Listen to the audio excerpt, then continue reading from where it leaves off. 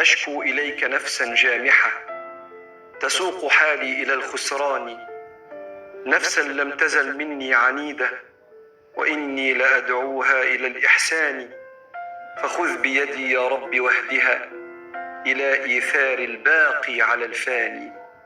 يا رب أنت العالم بالسرائر فأصلحها، وأنت مدبر الحوائج فاقضها، وأنت من ستر الذنوب فاغفرها. اللهم اجعلنا ممن ألقيت عليهم محبتك فقدرت لهم قبولا في الأرض ومحبة في السماء، واجعلنا ممن أصلحت شأنهم وتقبلت منهم وقبلتهم ورضيت عنهم بفضلك وكرمك يا ذا الجلال والإكرام. السلام عليكم ورحمة الله وبركاته. ازيكم عاملين ايه؟ يا رب تكونوا بخير. النهاردة فيديو جديد وروتين جديد، روتين يوم كده هنكمله، بس لازم في اول الفيديو اقولك على شوية حاجات اساسيات لازم تبقى موجودة عندك في البيت علشان تعرفي بقى تعملي اكل كتير وتوفري يعني في الميزانية. تمام، معلش عشان لسه قايمة من النوم فايه الصوت يعني. المهم هكمل تسجيل الفيديو معاكم. وبصوا الحاجات اللي انت شفتها قبل كده دي حاجات اساسية، يعني لازم يبقى بيتك فيه بتنجان، يبقى فيه بطاطس، يبقى فيه طماطم. طماطم حاجات أساسية. ليه بقى؟ عشان انت لو قايمة فعلا ومش مش عارفة هتعملي ايه. مثلا بطاطس مسلوقة، بطاطس صينية، أي حاجة فهتتصرفي. بس تعالى أقول لكم أنا جبت ايه وأقول لكم وأتكلم معاكم خلال الفيديو. أنا كنت جايبة يوستفندي وكنت جايبة طماطم وبطاطس وفلفل وبتنجان. تمام، هو ده اللي كان في بداية الفيديو. بعد كده دي بقى بعدها بشوية كنت نزلت يعني جبت شوية حاجات تانية. دي بسلة، تمام، واللهم صل على النبي جزر، عشان الحاجات ديت انا هفرزها برضو واحطها يعني في الفريزر، يعني مش كل الحاجات دي اعملها مرة واحدة. وجبت قرنبيط كمان. تمام. هما اتنين، مش ليا، هما الاتنين يعني. اللهم صل على النبي. وكنت جايبة عسل اسود، ماشي، ده كيلو. وكنت جايبة كاتشب. الكاتشب ده بيتباع سايب كده، لان كل ما بجيب مثلا التاني مش بيقعد ايه فترة طويلة، يعني اللي هو بيستوى بيبقى في اكياس الصغير ده، ولادي بخلصوه بسرعة، او في العلبة اللي في العلبة التاني ده. تمام. جبت فراولة برضو هعملها معاكم خلال الفيديو الجاي ان شاء الله، بس انا هعملها مربى. تمام. يعني انا مش جايباها للعصير ولا اي حاجة، لا انا جايباها في بالي ان انا هعملها ايه مربى فراولة كده، بتبقى جميلة. وطبعا يعني دي برضو من الحاجات اللي انت ممكن توفري فيها. يعني مثلا ممكن تروحي تجيبي مثلا برطمان مربى، بيبقى مثلا بحوالي 50-60 جنيه. انا ممكن اجيب كيلو مربى بكام؟ ب25 جنيه. تمام. وهنحط عليها كوباية سكر بس، مش لازم تبقى مسكرة. هنعمل منها برطمانين مربى، فبالتالي ده برضو من التوفير. ماشي. آه معلش والله مش قادرة اتكلم. عندي كرشة نفس الصبح، بس يعني ايه، قلت اسجل الفيديو قبل ما في دوشة تصحى، الدوشة تصحى وكده. المهم انا كنت نازلة اجيب برضو شكارة رز اللي هي 25 كيلو، او 10 كيلو. يعني ممكن أنا كنت اجيب 10، ممكن كنت اجيب اللي هي ال25. المهم لقيت ان الرز بقى سعره معدي خالص، والشكارة اللي هي 25 ب710. تمام. والتانية دي والكيلو بقى ب30 جنيه. فقمت جايبة 5 كيلو كده يعدوني شوية عبال ما اجيب لي شكارة، لاني مش هعرف استعمل بالكيلو ده، مش هعرف خالص. وجبت كمان ربع عدس، ربع فاصوليا، ربع فول مدشوش، نص قصدي، عشان هعمل منه طعمية، ونص فول من التاني ده اللي هو بتاع الايه الفول المدمس، عشان برضو اعمله معاكم. جبت كمان 2 كيلو ونص مكرونة. كيلو مكرونة قلم، وكيلو مكرونة اللي هي التاني ده اللي بتبقى يعني بتبقى صغيرة شوية. وكمان اللهم صل على النبي نص مكرونة اسباجيتي. وده فول. ماشي. جبت برضو منه. وجبت ربع ذرة فشار عشان ولادي. وجبت دقيق. الدقيق بقى ب20 جنيه، كان ب18. بصوا كل حاجة رفعت والله، كل حاجة يعني ما شاء الله. يعني اقول لكم ان اللهم صل على النبي، ان الفاصوليا ب80 جنيه، الربع ب20، الفول النص ب22 والنص ب20، العدس الربع ب14، المكرونة الكيلو ب24. كمان كنت جايبة جلاش، وكنت جايبة جبنة عبور لاند ولانشون. تمام. يعني والدقيق ده كان ب18 بقى ب20. واقول لكم ايه، يعني انا كل حاجة سألت عليها ما شاء الله غليت، ما تعرفوش في ايه يعني بصراحة. عموما الله المستعان، يعني لازم الحاجات دي تبقى أساسية في بيتك علشان تعرفي تطلعي منها وجبات كتير وتوفري على نفسك. مش كل يوم مثلا لو نزلت تجيبي مثلا حاجة فهتصرفي كتير ومش هيبقى عندك حاجة. فبالتالي بقى لازم تبقي شاطرة بقى كده وايه، وتشوفي انت هتعملي ايه طول الوقت ده. يعني مش شوية الحاجات اللي انا جبتهم دول هطلع منهم فطار وهطلع منهم غدا وعشاء، وهتشوفوا معايا خلال الفيديوهات. طبعا الرز والمكرونات دي اساسي في الغدا، ماشي. الخضار اللي انا جبته ده طبعا هيبقى معاه في الغدا. تعالوا بقى عندنا بقى الفول والحاجات ديت هنعمل منها، هيبقى في غدا برضو وهيبقى منها فطار وساعات عشاء. بصوا كنت قبل ما امشي بقى كنت مخلصه البوتاجاز خالص، كنت غاسله بقى العيون وكنت غاسله كده ايه مظبوطه. لاني من زمان ما غسلتوش. ماشي، احط معاكم العيون دلوقتي وهبدا بقى اعمل عليه. كنت في اليوم ده هعمل غدا مكرونه بشاميل، ماشي. وطبعا كنت غاسله برضو المواعين وكنت غاسله الحوامل، كل حاجه يعني، والحوض وكل حاجه. بس اول حاجه صلوا على النبي وادعوا لي بالشفاء، ربنا يشفيني ويرحم امي. وصلوا على النبي، اللهم صل وسلم وبارك على سيدنا محمد وعلى اله وصحبه وسلم. اللهم صل على سيدنا محمد في الأولين، وصل على سيدنا محمد في الآخرين، وصل وسلم وبارك على سيدنا محمد في كل وقت وحين، وصل على سيدنا محمد في الملأ الأعلى إلى يوم الدين. اللهم إني أتبرأ إليك من حولي وقوتي، والتجئ إلى حولك وقوتك يا ذا القوة المتين. اللهم أعني ولا تعن علي، اللهم انصرني ولا تنصر علي، اللهم امكر لي ولا تمكر علي. صلوا على النبي يا جماعة، صلوا على النبي في الكومنتات كده تحت. وشوفوا بقى لما حد يقرأ الكومنت بتاعك هتاخد أجر زي ما هو إيه، زي ما هو قال يعني. تمام، تعالوا بقى ندخل على اوريكم المواعين الاول. هنا كده كان البوتاجاز، وبعد كده دول شويه كانوا شويه مواعين، انما الباقي كله كان في الطبق ايه على على الرخامه. كان في دوره غسيل برضو في الغساله طلعتها، كانوا دورتين. ماشي، انا هنشر واحده وبعد كده هنشر التانية.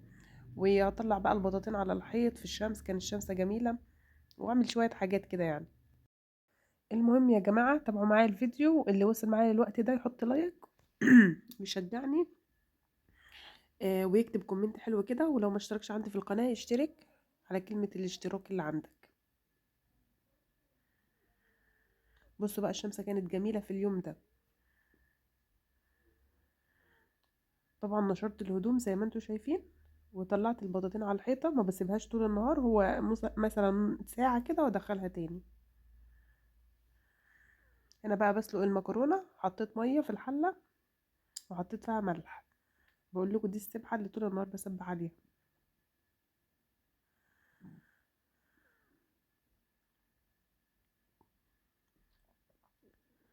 دي اللحمة المفرومة انا كنت عاملاها وكانت في الفريزر. المهم يا جماعة أنا هعمل إيه، هسلق المكرونة زي ما بقول لكم كده، واللحمة المفرومة كانت مع يعني متعصجة، وده اللبن هعمل بس إيه وده شوربة عشان أعمل بشاميل بلبن وشوربة. تمام. طبعا بقول لكم محتاجين دقيق. وطبعا هتشوفوا يعني أنا هعمله إزاي. بصوا سهل جدا. بصوا هتاخر الحلة بتاعت اللي أنا بسلق فيها المكرونة دي، هتاخرها جنب يعني على العين التانية بتاعة البوتاجاز، وايه واجيب الايه الحله دي قدامكم، وهحط فيها حوالي 4 معالق سمنه ومعلقتين زيت، ماشي، وقدهم 6 معالق دقيق، ماشي. بعد كده هنزل عليهم باللبن وهو ساقع، وتفضلي تقلبي يعني دايما عشان ما يكلكعش معاكي. وهحط فيهم مكعب مرقه برضو. والبهارات.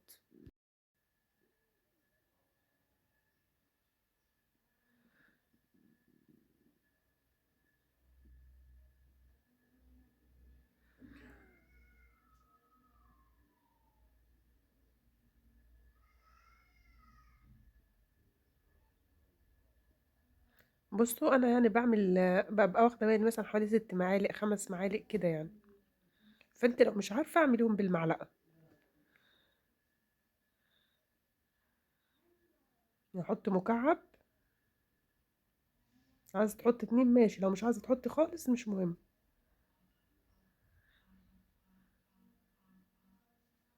مش معلش أنا مش بتكلم كتير بس عشان انا تعبانه فعندي برد، مش قادره يعني اتكلم كتير. طبعا ادعوا لي ربنا يشفيني، وشجعوني بقى وحطوا لي لايك. بصوا اول ما الدقيق بيتحمر بتنزلي عليهم باللبن عادي.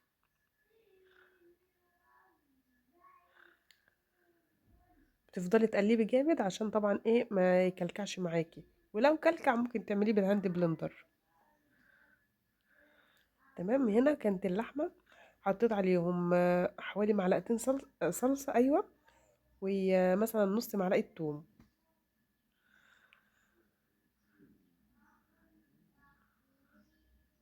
بصوا يا جماعة كانت تحفة والله العظيم.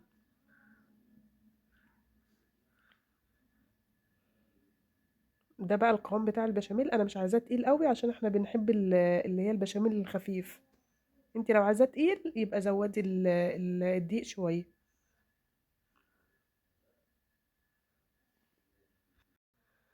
هنحط شوية بشاميل كده تحت. تمام. عايزة تحطي برضو معلقة سمنة او زيت ماشي، بس ملهاش لازمة يعني عشان ما يبقاش تقيل.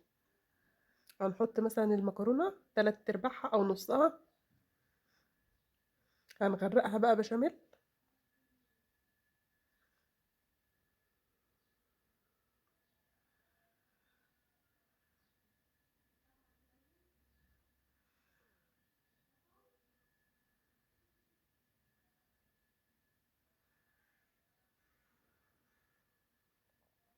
وهننزل عليها باللحمة. والله يا جماعة سهلة جدا، يعني مش محتاجة اي حاجة. طبعا المكرونة بشاميل احط فيها يعني لما يبقى فيها صوص بتبقى احلى.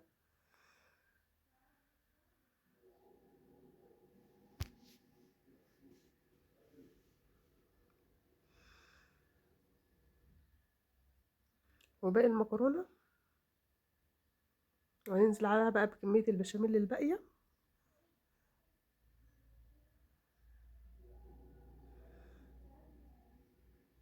انا كنت عايزة اعمل لازانيا بصراحة، بس ايه، اللهم صل على النبي.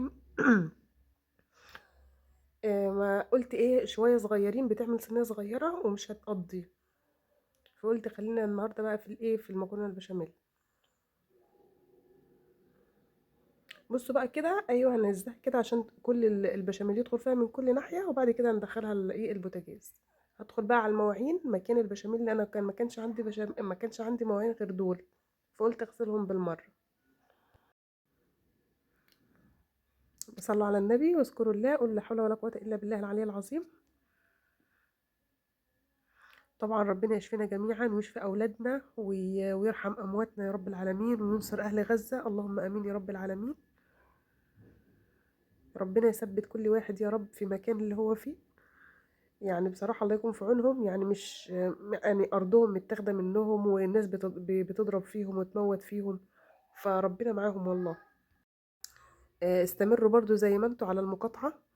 يعني بدل خلاص احنا عرفنا ان دي منتج مش منتج يهودي، او منتج بي يعني ممكن يساعد غيرنا، او يساعد اليهود او الاسرائيليين في ان هم يبقى عندهم ربح زيادة، ويعملوا حاجات مثلا ان هم يعتدوا على الناس، فبالتالي ما تساعدهمش ابدا. حاول انت ما تساعدهمش وما تشتريش منتجاتهم اصلا. طبعا يا جماعة صلوا على النبي، اللهم صل وسلم وبارك على سيدنا محمد وعلى اله وصحبه وسلم. استغفر الله الذي لا اله الا هو الحي القيوم واتوب اليه. سبحان الله والحمد لله ولا اله الا الله ولا والله اكبر ولا حول ولا قوة الا بالله. كل حاجة بقى الذكر الجميل ده حافظوا عليه كده وداوموا عليه، وربنا يعيننا وإياكم عليه يا رب العالمين. كنت خلصت بقى، كان آخر حاجة الحلة والعلبة دي وخلصتهم. آخر حاجة هغسل الحوض وخلاص. هوريكم بقى شكل المكرونة بعد ما طلع كان عامل ازاي. كده غسلت المواعين وغسلت الحوض، وكل المكان ده كان اتغسل كويس. هشطفه بقى، وبعد كده هدخل بقى اوريكم. وكان عندي شويه جبنه موتزاريلا شويه صغيرين خالص، فحطيتهم على وش الايه، المكرونه البشاميل، هي مش كتير يعني.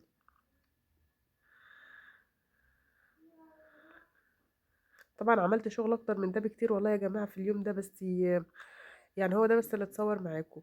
يعني مثلا ولادي جابوا طباشير وكتبوا على الحيط من بره، طلعت مسحته عند مدخل الباب. بصوا عملوا حاجات كان بيفسدوا موت يعني، ربنا يهديهم. هم دول بقى اللي كانوا عندي اخر حاجه. انا كنت متوقعه ان هم كتير، لقيتهم حبه صغيرين. بصوا بقى تعالوا شوفوا شكلها بعد ما طلعت.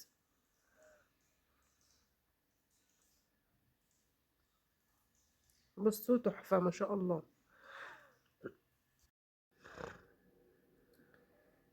بصوا انا كنت حاطاه على الصاج من تحت علشان بيبقى فيها برضو بيبقى فيها صوصات كتير، لازم ايه كل الحاجات دي تتجانس مع بعضها يعني. هوريها لكم كده بقى من جوه. يعني بصوا حاجه كده لذيذه، مش كل الناس بتحب المكرونه البشاميل، في ناس ساعات بتستثقله، بس احنا من الناس اللي بتحبه يعني.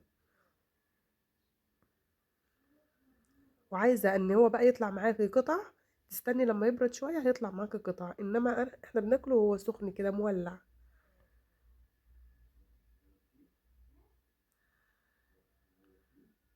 بصوا كان لسه طالعه من الفرن، اكلناه في الوقت ده، بس كانت جميله، كانت تحفه. ولادي كل شويه يقولوا انت عاملاها ازاي يا ماما. بصوا بتطلع بخار لانها كانت لسه فعلا طالعه من الفرن.